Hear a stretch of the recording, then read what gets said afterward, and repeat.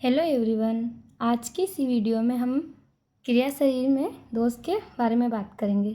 दोष दो प्रकार के होते हैं, शारीरिक दोष और मानसिक दोष। शारीरिक दोष आचार्य चरक के अनुसार वात, पित्त और कफ बताए गए हैं। आचार्य सुश्रुत के अनुसार वात, पित्त, कफ और रक्त दोष बताया गया। मानसिक दोष दो प्रकार के होते हैं, तम और रज। दोष एग्जाम के पॉइंट ऑफ व्यू से इम्पोर्टेंट है। 10 नंबर के क्वेश्चन इससे आ जाते हैं। दोष में हम जो कॉमन पॉइंट सब में पढ़ेंगे वो होंगे व्युत्पत्ति अर्थात जो ग्रामर को बताएगा, निरुक्ति अर्थात जो शॉर्ट फॉर्म को बताएगा, दोषों के गुण, दोषों के कर्म, स्थान और प्रकार के बारे में बात करेंगे। तो हम बात करते हैं वात दोष की। वात दोष की अगर मैं बात करती हूँ तो वात की व्युत्पत्ति होती है वा धातु कत प्रत्यय। वात की निरुक्ति होती है वा गति गंधनियों। वा का अर्थ होता है गति अर्थात मूवमेंट, गंधन अर्थात ट्रांसमिशन। इसको हम कनेक्ट कर सकते हैं नर्वस सिस्टम से। यह हमें वा गति गंधनियों याद करना। इसके बाद हम बात करते हैं वात के गुण की। आचार्य चरक के अनुसार वात के 7 गुण बताए गए। आचार्य वाग्भट के अनुसार वात के 6 गुण बताए गए। आचार्य चरक के अनुसार रुक्ष, शीतो, लघु, सूक्ष्म, चलो अथ विशद खर।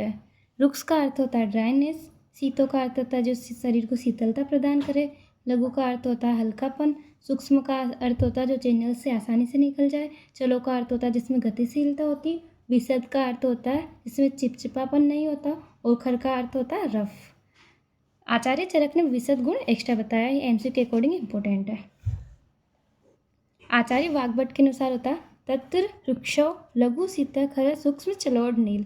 ये दोनों श्लोक एग्जाम के पॉइंट ऑफ व्यू से इंपॉर्टेंट है, इनको याद करना। इसके बाद हम बात करते हैं वात दोष के स्थान की। वात दोष के स्थान आचार्य वाग्भट के अनुसार पक्वाशय कटि शक्ति श्रोत्रास्ति स्पर्श इंद्रियम स्थानम वातस्य तत्रापि पक्वाधानम विशेषत। पक्वाशय का अर्थ होता है रेक्टम, कटि का अर्थ होता है कमर, शक्ति का अर्थ होता है दोनों पैरों के बीच, श्रोता अर्थात दोनों कान, हस्ती अर्थात हस्तियाँ, स्पर्श इंद्रिया अर्थात त्वचा के बारे में बताया गया। वाग्भट ने वात का विशेष स्थान पक्वाधान अर्थात कोलोन को बताया। ये इंपॉर्टेंट है, इसको याद रखना है कि विशेष स्थान पक्वाधान होता है। ये श्लोक हमें याद करना है। अब हम बात करते हैं वात दोष के कर्म की। आचार्य चरक के अनुसार उत्साह उच्छ्वास निश्वास, चेष्टा धातु गति क्षमा, समो मोक्षो गति मता, वायो कर्म विकारजम। उत्साह का अर्थ होता है एक्साइटमेंट, उच्छ्वास इंस्पायरेशन, निश्वास एक्सपायरेशन, चेष्टा का अर्थ होता है किसी भी चीज़ की इच्छा करना या जो भी क्रिया हम करते हैं। धातु गति सम अर्थात सभी धातुओं की गति को क्या करती है वात ठीक बनाए रखती है। समो मोक्ष, मोक्ष का अर्थ होता है बाहर निकालना। तो यहाँ समो मोक्ष अर्थात मल और मूत्र को समान गति से क्या करता है बाहर निकालता है। ये सब क्या है वात के कर्म। प्राकृत वात के कर्म। प्राकृत का अर्थ होता है जिस वात में कोई दोष नहीं हो, और वेकृत का अर्थ होता है दोष युक्त वात। आचार्य चरक ने कुछ और प्राकृत कर्म बताई जो सभी वात का मिलकर जो कर्म है, इनमें से मैं 5 से 10 एटलीस्ट याद रखना इंपॉर्टेंट एग्जाम के पॉइंट ऑफ व्यू से। वायु तंत्र यंत्र धर अर्थात वायु ज्योति, तंत्र का अर्थ होता है शरीर, यंत्र का अर्थ होता है अवयव। तो वायु शरीर व शरीर के अवयव को क्या करती है धारण करके रखती है। ये कर्म भी वात का है। प्राणो उदान समान व्यान अपान आत्मा, ये पांचों जो वायु है ये प्राण, उदान, समान, व्यान और अपान, ये आत्मा बताई गई है वात की। प्रवर्तक चेष्टा नाम उच्चवचना नाम। प्रवर्तक का अर्थ होता है किसी भी चीज़ को प्रेरित करना। चेष्टा का जो भी हम चेष्टाएं करते हैं, उठना बैठना, इंस्पायरेशन एक्सपायरेशन, तो ये सब को क्रिया करवाने वाला कौन होता है वात होता है। नियंता प्रेरणता च मनस अर्थात मन को नियंत्रित करने वाला और प्रेरित करने वाला कौन होता वात होता। सर्व इंद्रियाणाम उद्योजक, उद्योजक का अर्थ भी होता है प्रेरक। तो सभी इंद्रियों को क्या करता है प्रेरित करता है और उनको उनके विषयों से लगाने वाला होता है।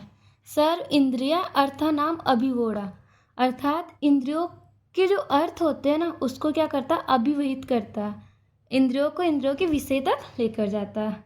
सर्व शरीर धातु व्यू कर, व्यू का अर्थ होता है रचने करने वाला अर्थात हमारे शरीर में सभी धातुओं की क्या करता है रचना करता और उनको उनके कार्य में लगाता। संधान कर शरीरस्य, संधान का अर्थ होता है जोड़कर रखने वाला, तो शरीर में जो अवयव होता है वात उनको जोड़कर रखता है। प्रवर्तको वाच, प्रवर्तक का अर्थ होता है प्रेरित करने वाला, वाच का अर्थ होता है वाणी, अर्थात जो वाणी हमारी है उनको प्रेरित करने वाला, जो हम जो बोलते हैं उसका कारण कौन होता है, वात होता है।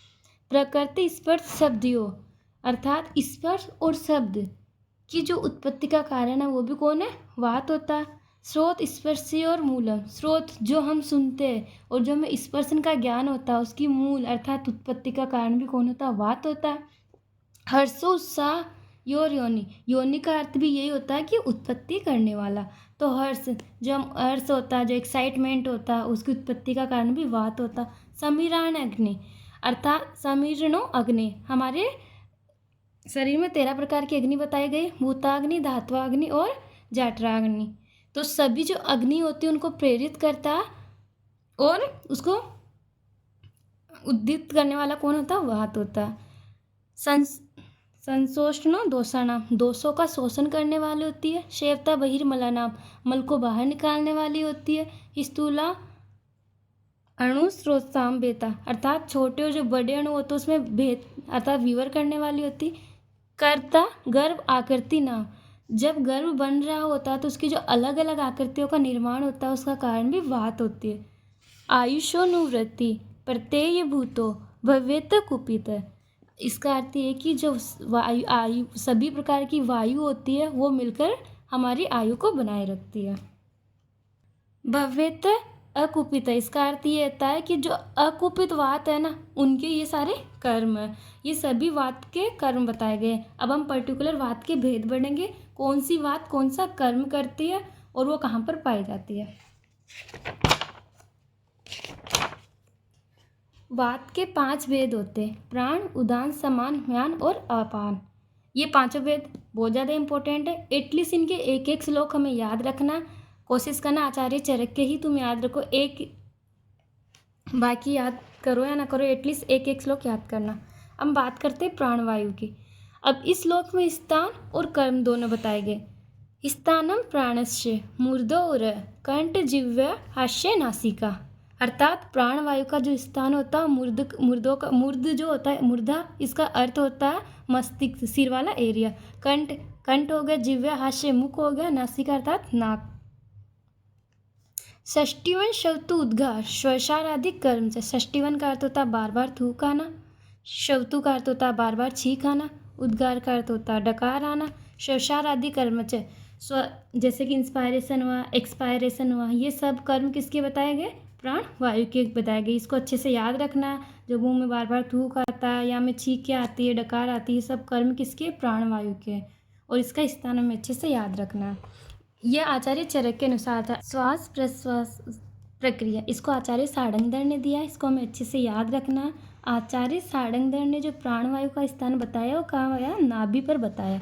नाभिस्थ प्राण पवन है। स्पृष्टत्वा हृदय कमलांतरम कंठाद बहिर्विनिर्याति पातुम विष्णु पदामृतम, अर्थात नाभि में स्थित प्राणवायु कमल रूपी हृदय को स्पर्श कर कर कंठ से बाहर आती है।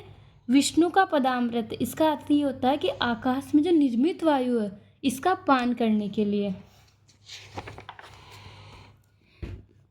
पित्वा च अंबर पीयूषम पुनरयति वेगत, बाहर आकर निर्मल जो आकाश रूपी वायु इसका पान कर कर वेग से क्या होती है, वापस जाती है। प्रीणयन देहम अखिलम जीवये जठरानलम, अर्थात जो देह का अंदर जाके क्या करती है, देह का प्रीणता पोषण करती है और जठराग्नि को क्या करती है, प्रदीप्त करती है और शरीर को प्रेरित करती है। यह आचार्य सारंगधर के अनुसार बताए गए, इसको हमें याद रखना है अच्छे से। अब इसमें एक टेबल दी गई है, अगर किसी को श्लोक याद नहीं होता और एग्जाम का लास्ट टाइम होता है तो इसको भी याद कर सकता है। इसमें स्थान वही जो हमारा मुर्दा वाला एरिया हुआ, सिर हुआ, कंठ हुआ, यहाँ इसकी स्थान है और इसकी हिंदी में वही है कि षष्टिवर्ण शब्द, तो इनको एक बार देख लेना। बाकी मेनली तो हो सके जहाँ तक श्लोक याद रखना। अब अपन बात करते हैं उदाहरण वायु की। वही उदाहरण से पुनः स्थान नाभि कंठ एवं, उदाहरण वायु का स्थान कहाँ पे बताया गया, नाभि कंठ नाभि उरकंठ एवच, अर्थात हमारा जो चेस्ट वाला एरिया होता है ये उर नाभि और नाभि प्लस उर, उर कहते हैं चेस्ट वाले एरिया को, और कंठ में तो नाभि, चेस्ट और नेक में इसका स्थान बताया गया। वाक प्रवृत्ति प्रयत्नो ऊर्जा बल वर्णादि कर्म च। अब इसका कर्म क्या है? वाक प्रवृत्ति, जो हम बोलने की चेष्टा करते हैं। अब वाक में सब आ जाएगी, जैसे गीत भाषण, तो जो भी हम बोलने की वाणी से रिलेटेड होता है वो सारे कर्म उदान वायु के आ जाएंगे। और जो हमारी ऊर्जा, किसी भी कार्य को करने की लिए जो प्रयत्न करते हैं, अर्थात जो ऊर्जा मिलती है वो उदान वायु प्रदान करती है, और हमारे बल और बल वर्ण को क्या करती है? बनाए रखती है। तो जो ऊपर वाला एरिया हो गया वहाँ पे उदान वायु पाई जाती है। यहाँ पे भी यही, इसको एक बार देख लेना, वही वाक प्रवृत्ति, बोलना, किसी भी कार्य को करने का जो प्रयत्न करता है उसकी ऊर्जा में कहाँ से प्रदान होती है? उदान वायु से मिलती है, बलों को सुव्यवस्थित बनाए रखती है। अब वाणी से रिलेटेड भाषण हो गए, गीत हो गए, ये याद रखना, ठीक है। इसके बाद हम बात करते हैं समान वायु की। स्वेद दोष अंबु वाहिनी स्रोत से समदिष्टित अंतर अग्नेश्य पार्श्वस्थ समानो अग्नि बलप्रद। अब यहाँ पे स्रोत का अर्थ हमें सबसे पहले पता होना चाहिए। स्रोत हम बोलते हैं चैनल्स को या नलिका को। तो स्वेद, जिन चैनल्स में स्वेद रहता है, दोष रहते हैं और जल रहते हैं, तो इन चैनल्स में कौन सी वायु रहती है? समान वायु रहती है। ये क्या करती है? पार्श्वस्थ जठराग्नि के साइड में स्थित होकर, पार्श्व में स्थित होकर उसको क्या करती है? प्रज्वलित करती है। अब सिंपल सी बात है, जठराग्नि कहाँ पर प्रेजेंट होगी? आमाशय और पक्वाशय में, अर्थात इसका स्थान ये भी बोल सकते हैं हम कि आमाशय और पक्वाशय में भी रहती है। तो इसको अच्छे से याद रखना। और ये अग्नि को क्या कर रही है? प्रज्वलित कर रही है, अर्थात जो पाचन से रिलेटेड होगी वहाँ पे अगर क्वेश्चन आता है, MCQ आता है, तो वहाँ पे आंसर जाएगा समान वायु। यही वही स्वेद व स्रोत, दोष व स्रोत, जल व स्रोत मैंने बता दिया था। आमाशय पक्वाशय क्यों होगा? क्योंकि जठराग्नि है वहाँ पर, और वो अग्नि, क्योंकि ये बल को, अग्नि को बल प्रदान कर रही है, तो पाचन वाले रिलेटेड होगी, जो भी इसमें चली जाएगी। व्यान वायु देहम व्यापनोति सर्वतु व्यान शीघ्र गति निर्णाम। व्यान वायु का स्थान सर्व शरीर को बताया गया। और वायु क्या होती? शीघ्र गति करने वाली होती है।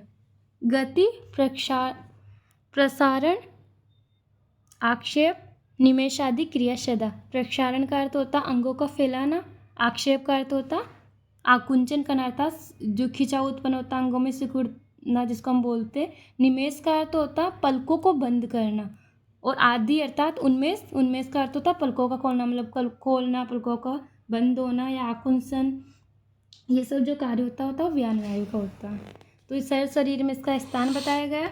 और वही गति हुआ, क्योंकि गति भी तो इसी से रिलेटेड है। प्रसारण और आकुंचन हुआ, उन्मेष हुआ, निमेष हुआ, ये सब का व्यान वायु का। अब लास्ट वायु है अपान वायु। वृषणो बस्ती में वृक्ष, नाभ्यु उरु है यहाँ पे, वहाँ उर था, यहाँ उरु है। वक्षणो गुदम। अपान स्थान मंत्रस्थ शुक्र मूत्र क्रंति छ। अब देखो, जो नीचे वाला एरिया होता है वहाँ पे पाई जाती है अपान वायु। वक्षण अर्थात टेस्टी बस्ती को बोलते हैं हम, ब्लेडर को, मूत्राशय को, मेडर बोलते हैं पेनिस को, नाभि मतलब नाभि अम्बलाइकस हो गई। उरु का अर्थ होता है उरु वाला एरिया, ग्रोइंग्स एरिया, वक्षण को बोलते हैं। और गुदम अर्थात गुदा और आंत्र के लिए बोला है यहाँ पर। अपान वायु क्या करती है? जितने भी बाहर निकलने वाली क्रिया होती है, जैसे शुक्र, मूत्र, आर्तव, मल या गर्भो, तो जो भी बाहर निकालने वाली क्रिया होती है वो कौन कराती है? अपान वायु। अच्छे से ध्यान रखना। तो यहाँ आज का टॉपिक हमारा कंप्लीट हो गया। और ये जो सब वाद दोष है, इनके कंप्लीट नोट्स आपको हमारे टेलीग्राम लिंक पे मिल जाएंगे। और मेन श्लोक ही उसमें मिलेंगे। तो एटलीस्ट वो श्लोक तो तुम्हें अच्छे से याद करना, और इसके अलावा एक्स्ट्रा पढ़ने की ज़रूरत नहीं है। और अगर एक्स्ट्रा पढ़ना चाहो तो अपनी मर्जी एटलीस्ट इसको पढ़ ही लेना।